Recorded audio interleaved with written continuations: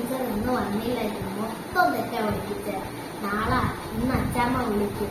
അപ്പൊ നല്ല work. Good morning teacher. ഇന്നെന്താ ടീച്ചറിനൊരു സന്തോഷമില്ലാത്ത? ട്യൂഷൻ ഫീസ് ഒന്നും ഇതുവരെ തന്നില്ലല്ലോ, തരാന്ന് പറഞ്ഞിട്ട്. ടീച്ചർ സമാധാനപ്പെട്, ഇന്ന് അച്ചാമ്മ വിളിക്കും.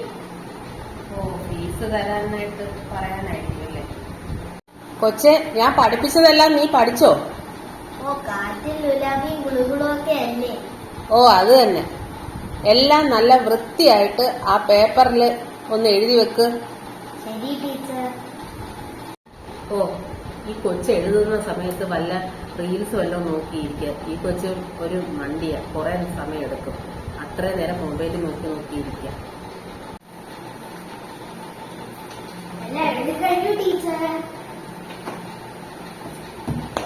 ശല്യം. റീൽസ് കാണാൻ സമ്മതിക്കത്തില്ല. എല്ലാം പെട്ടെന്ന് ഈ കൊച്ചു എഴുതിക്കൊണ്ടാണ്.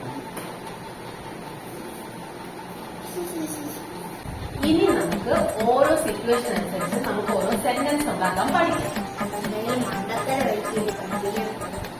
ഹലോ, പറഞ്ഞായിരുന്നു? ഇല്ല ടീച്ചർ, ടീച്ചറിന്റെ ക്ലാസ് ഭയങ്കര നല്ലതെന്നാ പറഞ്ഞത്. ഒരു കാർ ബ്രേക്ക് ഡൗൺ ആയതിന് അമ്മ എന്ത് പറയും? Teacher, the car broke down. തെറ്റുത്തരം. പിന്നെന്ത് പറയും?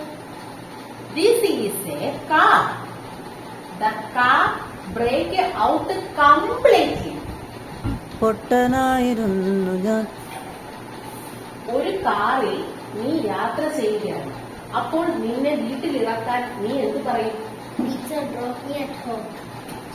അങ്ങനെ പറയണ്ട. പിന്നെങ്ങനെ പറയും? അങ്ങനെ പറയണ്ട. നമ്മുടെ ലേറ്റസ്റ്റ് ട്രെൻഡ് അനുസരിച്ച് ഇങ്ങനെയാണ് പറയുന്നത്. അതെങ്ങനെ? Decrease me there. No, leave me alone. Put me down. No teacher, the road is there. Yeah, it's perfect. Correct. Thank you teacher.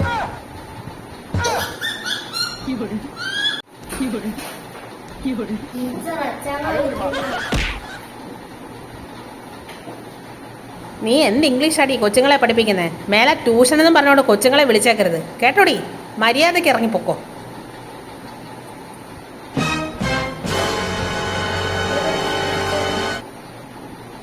പൊട്ടനായിരുന്നു പാട്ടുപാടാനറിയാ